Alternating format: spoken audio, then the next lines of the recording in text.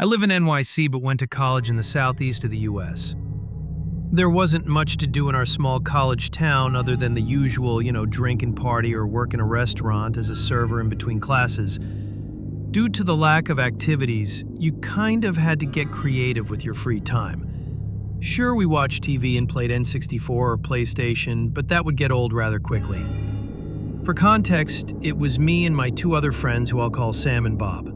We were your typical college kids, broke, bored, and open to any adventure that didn't involve driving 90 minutes to the city for fun. One day Sam mentions of an old abandoned church he learned about in his American history class and said it was only 45 minutes away from our college town. The church was used as a hospital during the Civil War, which we all found rather interesting being history nerds ourselves. So we all decided that the following Friday night we would all get in my car and drive to the old church, kind of as a ghost hunter / exploration adventure.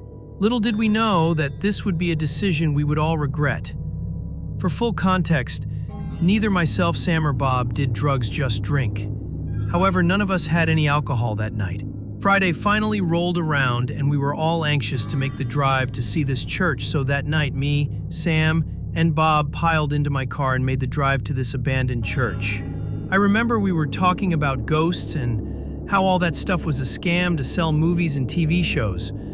I think it was safe to say our young bravado was on high. We weren't worried about the paranormal elements so much as getting caught for trespassing and arrested.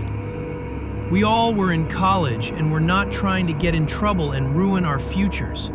We finally got to the church at 11:32 at night. This I remember perfectly because the lights in the car did this weird dim, as if the battery was low and the car was about to turn off. My car wasn't new, but it wasn't a complete POS either. I hadn't had any problems in the 3 years I had it and kept up with the routine maintenance. Once we parked, I turned it off, then I turned the key back on to start my car to make sure it would actually start and not leave us stranded. This was the late 90s and cell phones were not as common as they are today.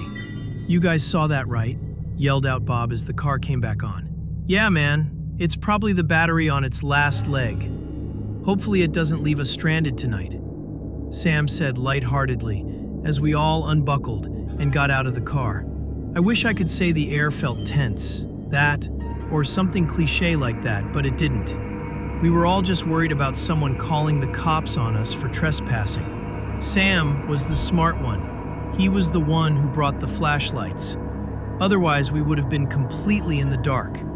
They weren't great flashlights, but were enough to see what was in front of us and for us to not fall down any broken floorboards or trip over any objects.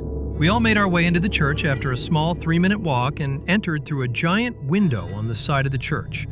The church had graffiti and it looked like people would camp out inside as there was trash and other items left behind. The way the building was set up was it was one giant room with old wooden pews and a platform where the pastor would give their sermons.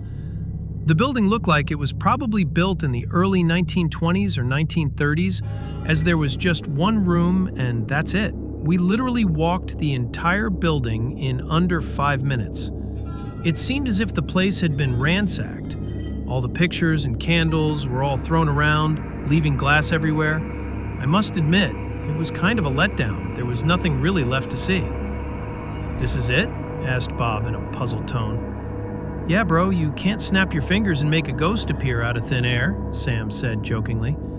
His witty comeback made us all smirk and let out a light laughter when all of a sudden, we heard what we could only describe as a little girl's laugh. We were all too scared to move or say anything. We walked the entire room earlier and didn't see anyone, nor would there be anywhere they could hide. It was a completely open room. We stood completely still and silent for what felt like minutes, just trying to make sense of what we just heard. Every hair in my body was standing up, and my heart felt like it was about to burst out of my chest. I looked at Bob and Sam and made a motion to leave, but it's as if we were turned into stone.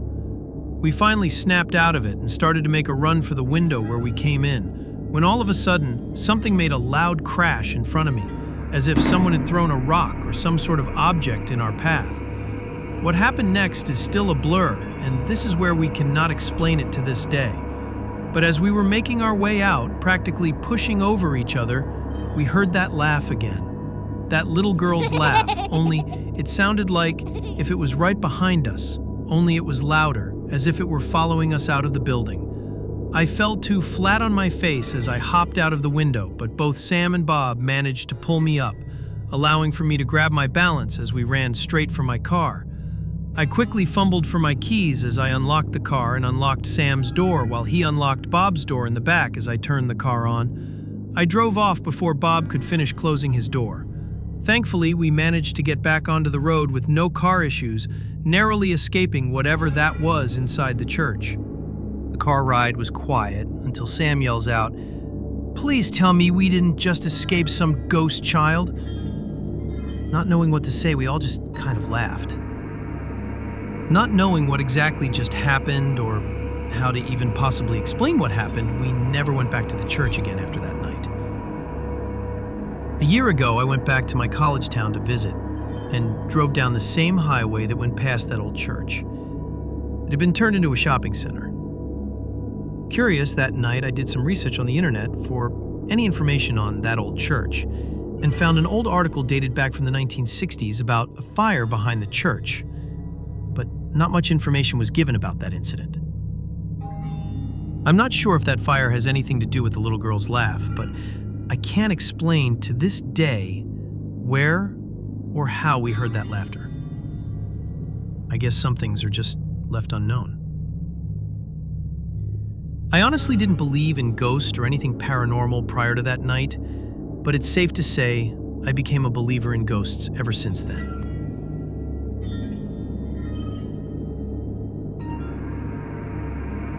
Thanks for braving the darkness with me tonight. If you felt a chill run down your spine, give this video a like and subscribe before it's too late. Sweet nightmares, and I'll see you in the next terror tale, if you dare.